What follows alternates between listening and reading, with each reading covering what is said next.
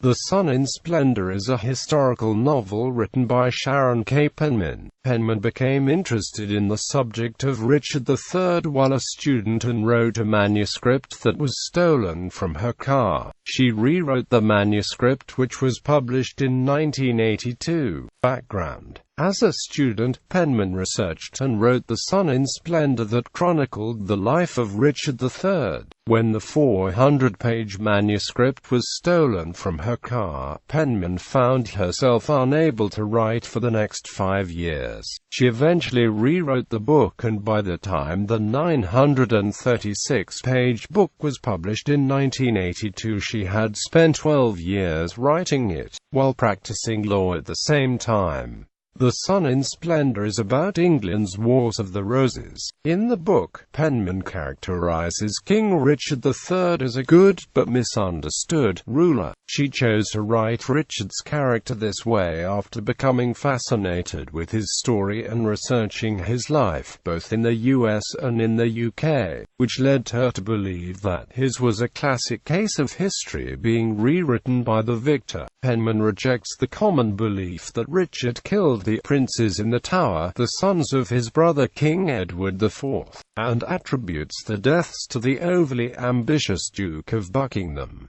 Plot summary: the story begins in 1459 with Richard as a young boy, and ends in 1485 with his defeat at the Battle of Bosworth Field. When the father is killed, Richard's older brother Edward leads the House of York to victory and becomes king as Edward IV.